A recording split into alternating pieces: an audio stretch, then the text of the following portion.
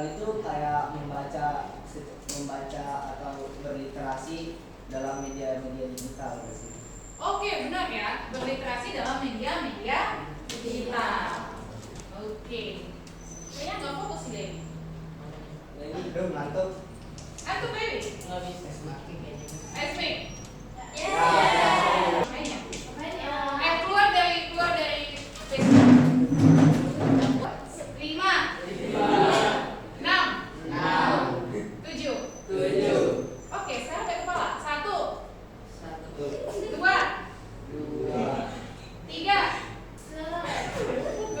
7 8. Oke, sit down please. Oke.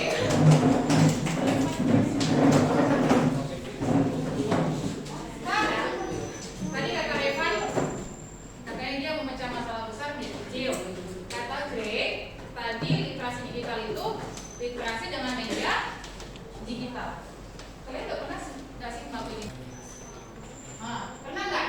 Ketika kamu menghadapi masalah kecil, contohnya kamarmu berantakan, gimana sih cara menyelesaikannya, merapikannya? Bersihin. Kalau kamu nggak bersihin kamarmu, apakah pasti langkah-langkahnya? Ngapain dulu? Angkat tangan, ngapain dulu? tempat tidur, ambil sapu dari dalam kamar, Lebih kencang? bersihin tempat tidur, rapihin, lalu ambil sapu dulu, dan baru dipel, hasil disemprot biar wangi kamar. Itu udah salah satu berpikir komputasional. Ada langkah-langkahnya gitu. Oke? Kenapa ya? Semua pakai handphone kan? Semua pakai internet? Saya ngupload status? Di sini kita akan belajar tentang literasi digital. Apa sih yang harus kamu lakukan? Iya, pertama. Berpikir komputasional. Coba Renova baca. Apa sih berpikir komputasional? Berpikir komputasional adalah proses berpikir yang sistematis untuk memecahkan masalah, memungkinkan siswa untuk menganalisis situasi dan merancang solusi dengan pendekatan terstruktur. Literasi digital itu apa?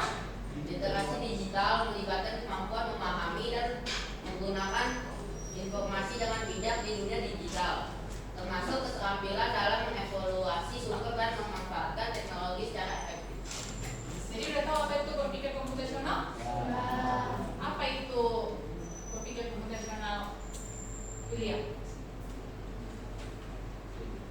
Proses berpikir yang sistematis untuk memecahkan masalah. Oke, jadi berpikir komputasional itu berarti proses berpikir memecahkan masalah secara sistematis kayak tadi kata Intan.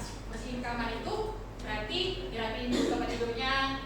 Kan kamu pasti kalau rapiin kamar kan tempat tidur udah dirapiin kan? Habis itu disapu dulu, baru dipel kan? Nggak ada orang rapiin kamar itu ngepel dulu, baru nyapu, baru ngelapin debu. Itu berarti urutannya salah. Itu sudah berpikir komputasional. Wow. Kamu udah sering ngelakuin itu. Wow. Oke, kita lanjut. Lainnya, itu yang Miss kasih nih, berpikir komputasional. Contoh lainnya, misal nih, ada dia membuat resep makanan atau menyusun jadwal. Terus, cara pembuatan. Kan yang dibuatkan kalau resep makanan cara membuat, baru bahan, baru itu namanya berpikir komputasional secara sistematis gitu. Itu ada 4 pilar dalam berpikir komputasional. Yang pertama adalah decomposition. Decomposition itu berarti ada masalah besar dibuat jadi masalah-masalah kecil baru selesaikan. Contohnya nih, yang paling bisa nih kau bayangkan ketika makan kue ulang tahun gimana? Potong dulu jadi lebih kecil, baru kau makan dikit-dikit kan? Itu salah satunya. Baru pattern recognition gitu, pengenalan pola. Baru abstraksi, fokus pada apa abstraksi? Fokus pada masalah yang penting. Iya, fokus pada masalah yang penting. Pilar 1, decomposition, membagi masalah yang mungkin menjadi bagian-bagian yang lebih kecil, sederhana, dan mudah diatasi. Oke, ada masalah kan? Dibagi menjadi bagian-bagian kecil. Contohnya seperti yang bilang tadi. Kalau makan kue yang besar, kau potong kecil-kecil dulu, baru kau makan. Kalau makan buah juga potong kecil-kecil, baru makan. Itu namanya termasuk dekomposisi. Tadi perhatikan kamar tadi udah dikasih tahu Intan. Merapikan pakaian, menyusun buku. Kalau menyusun buku kamu kan ada buku peratakan nih, ada rak. Pasti kamu untuk menyusunnya berpikir ya. Jangan susah gitu. Kalau si ya tadi dari yang susah dulu gitu, yang besar-besar dulu, baru yang kecil-kecil diselesaikan. Itu juga nyalain komputer, iya bener. Nyalain komputer gimana ya guys?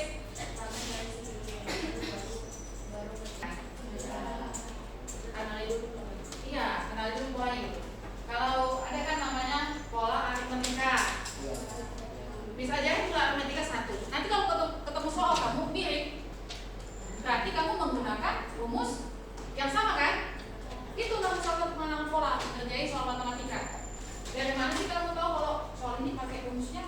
Kalau resep makanan kita baca Dewi, ada bahan, alatnya, lalu cara membuatnya, cara membuat itu.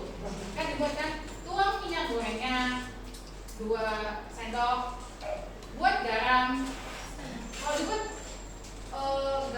buat garam secukupnya gitu. Tapi di algoritma itu harus jelas ditulis, buat garam 1/2 sendok. Jelas ya langkahnya? Instruksinya jelas. Misalnya tuang air, gak ada yang tuang air. Itu tidak jelas. Tuang air 200 ml. Nah, itu termasuk di apa aja tadi 4 pilar berpikir komputasional. Yang pertama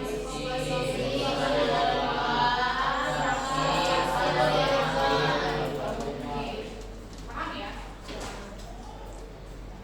Oke, ada Miss bakal bagi LKPD.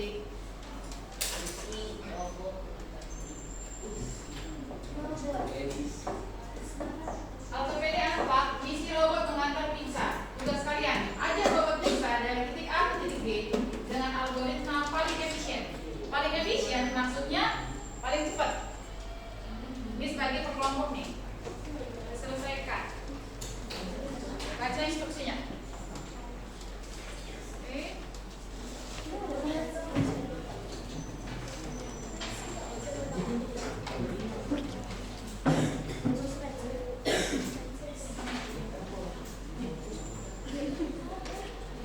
Diskusi ya, boleh ke belakang gitu.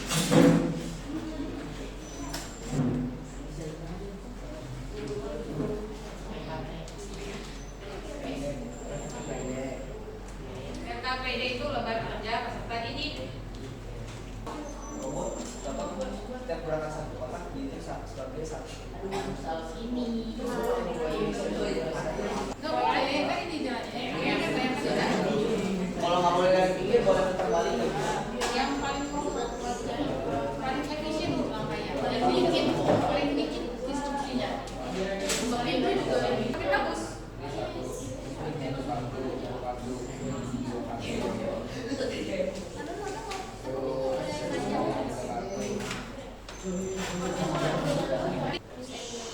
Pertama, robot maju 1 langkah yang dihitung dengan 1 kartu. Anjas. Sambil perlihatkan ke audiens, teman-teman. Terus setelah maju,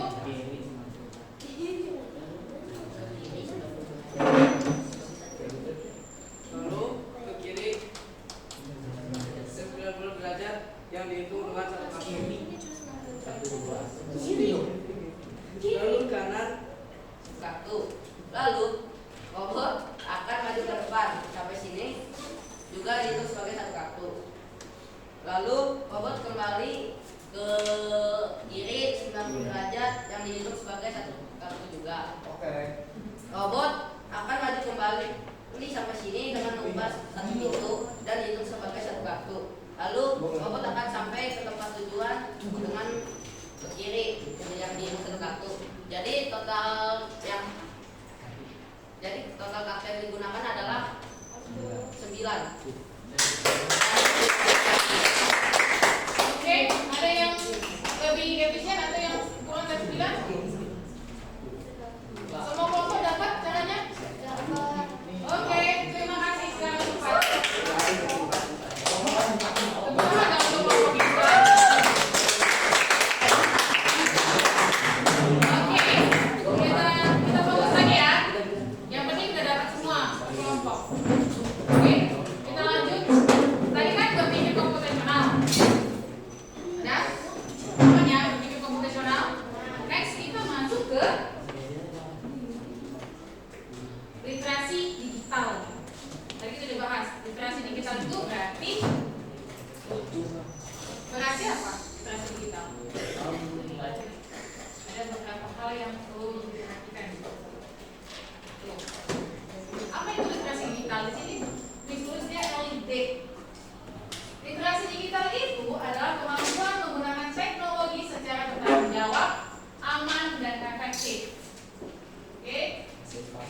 Sama seperti kita kalau kalian online pakai punya medsos kan? Ya. Cara kamu komentar itu kata-kata yang baik gitu. Terus juga kalau yang online gitu. Terus kan kalian pernah nggak dengar tadi baca hoax, penipuan dan resiko di internet.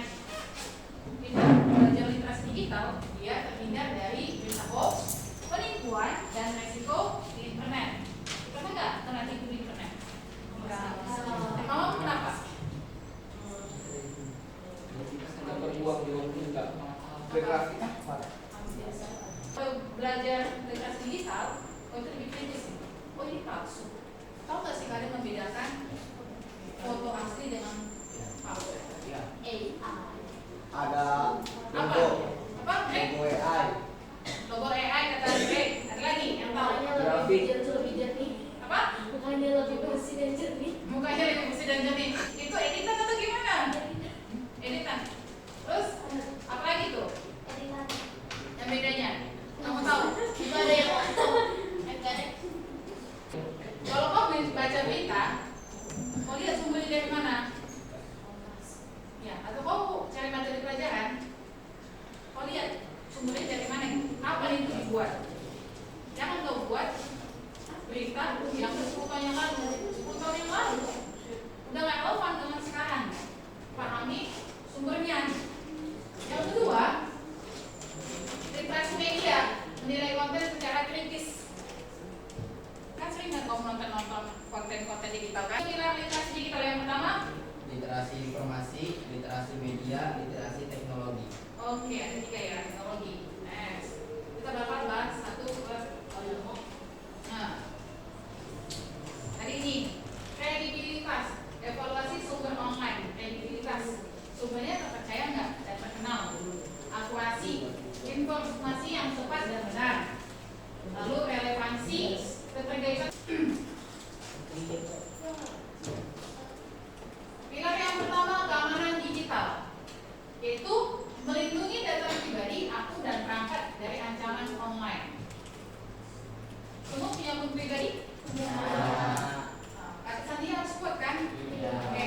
Kombinasi huruf besar, huruf kecil, angka, simbol. Hindari nama, tanggal lahir, kata umum. Gunakan kata sandi untuk setiap akun berbeda. Kan kalau kata sandinya beda-beda nggak? Beda. Jangan disatuin, dibedain. Jangan pakai tanggal lahir.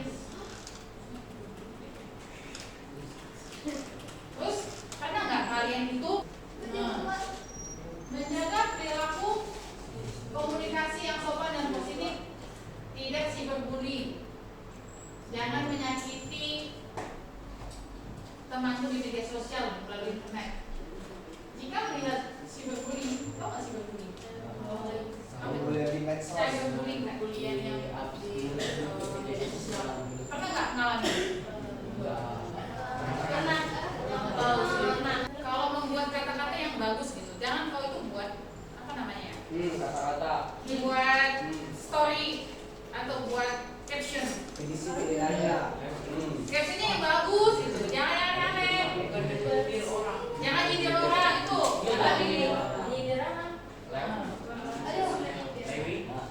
Hindari bijak lah. Satu yang kau tahu, jejak digital sampai kapanpun akan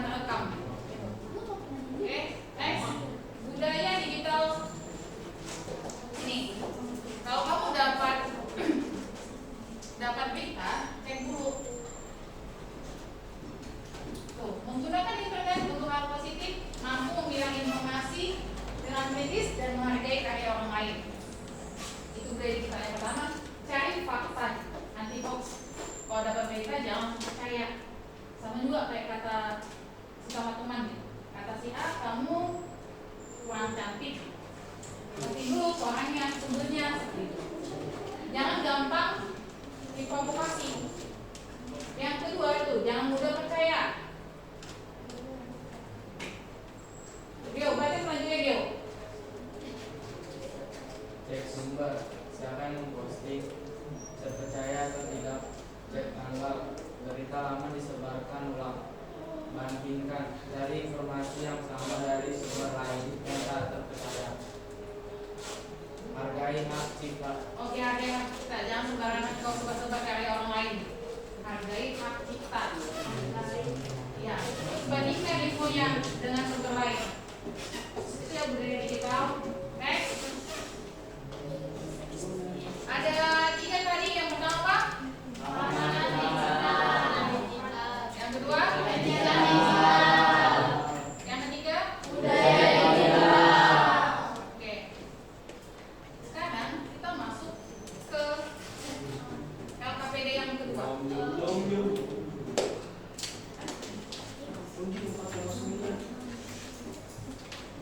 Menguji password. Pakai handphone bisa.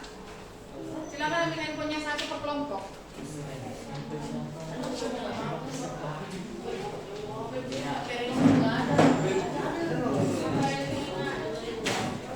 Miss, LKPD pertama buat minggu.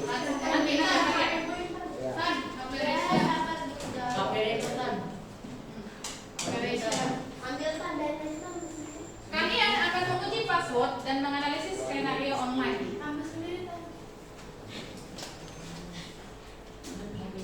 Langsung ikuti instruksi LKPD-nya.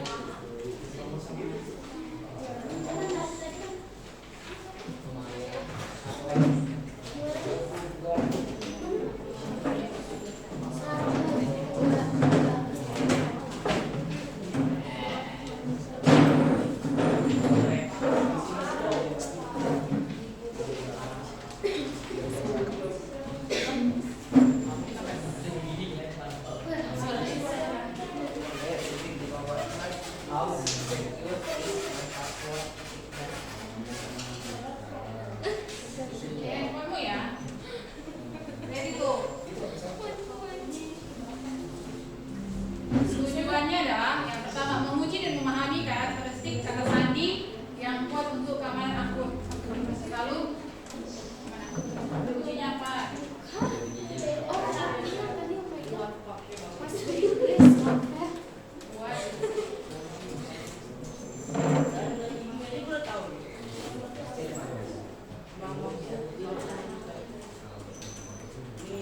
Ini rumah pohon. 10 menit ya. Oke, Miss. Oh, jadi instruksi saya. Posisi. Iya. Iya. Aku lagi di rumah ya, saya.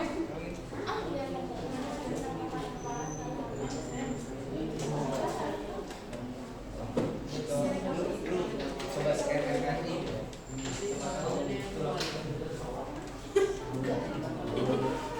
Atau kalian bisa langsung ke halaman 2, jawab itu langsung bisa.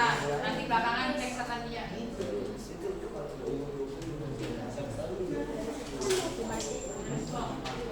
Berarti tulis di sini. Mana ada LKPD-nya? Yuk, yes, kamu. Itu kesimpulannya. Ada, sangat kuat. Ikuti instruksinya dulu.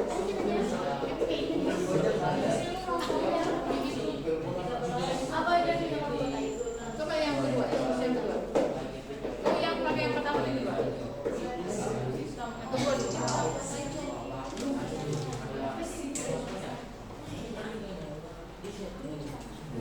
Udah tidak bisa tahan, cowok. Kalau nggak bisa itu langsung aja yang bagian yang kedua ini.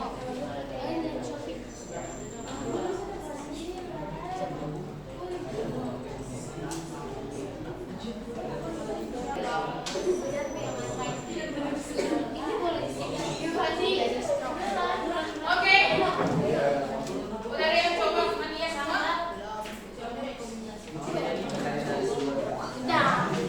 Kelompok. Ayo udah.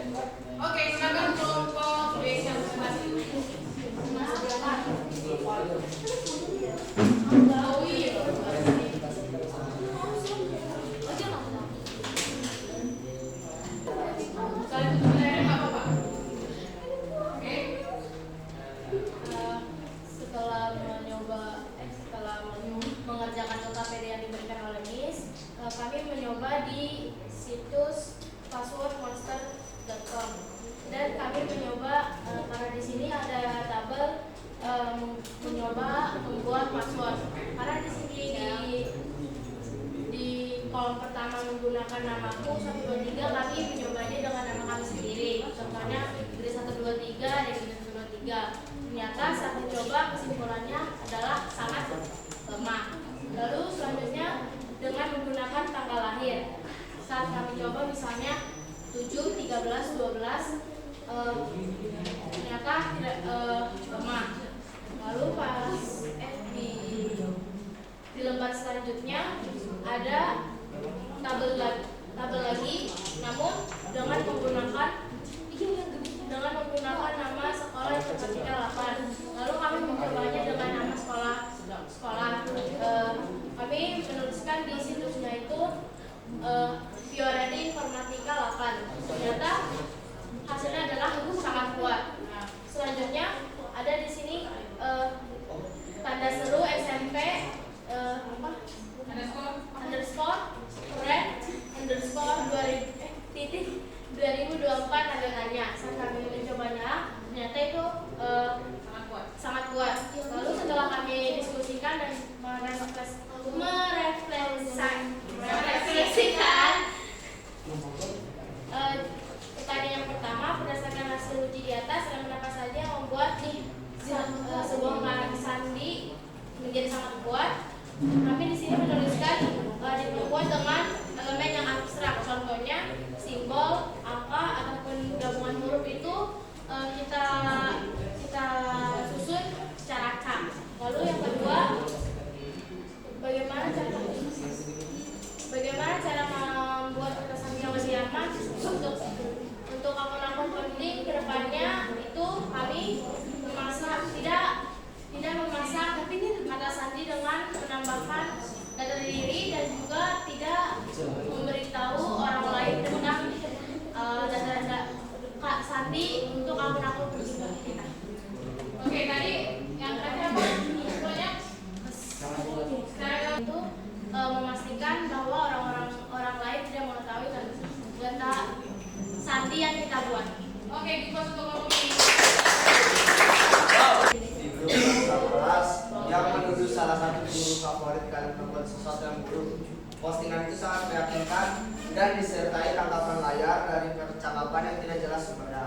Beberapa teman sudah mulai membagikan postingan itu ke grup lain. 1. Sebagai warga digital yang cerdas, apa langkah pertama yang harus kita lakukan sebelum mempercaya dan ikut menyebarkan berita tersebut? Jawaban kami adalah mencari dari sumber yang terpercaya, memastikan informasi itu hoax atau tidak. Nggak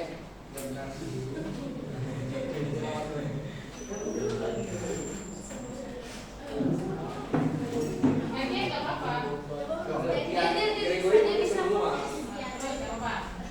Jika ternyata berita itu adalah hoax, apa dampak negatif yang bisa terjadi jika kalian menyebarkannya? Jika kami ikut menyebarkannya, maka hoax tersebut akan semakin meluas dan bisa jadi menjadi sebuah bisa berakibat fatal dan berujung kepada pencemaran nama baik. 3. Mengapa penting bagi kita untuk selalu bersikap positif dan menghargai orang lain saat berinteraksi di dunia maya? Kita harus selalu bersikap positif dan menghargai orang lain saat berinteraksi di dunia maya karena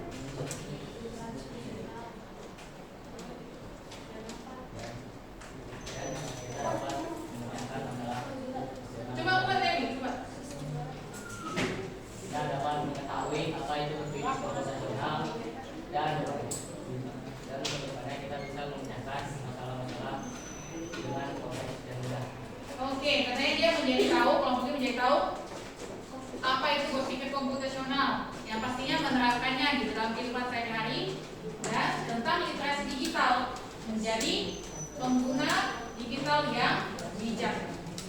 Oke.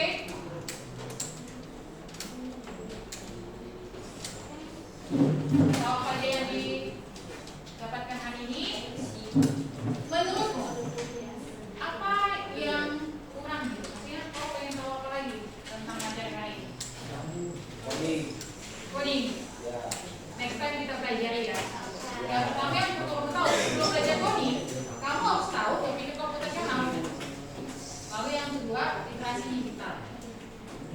Oke? Any question?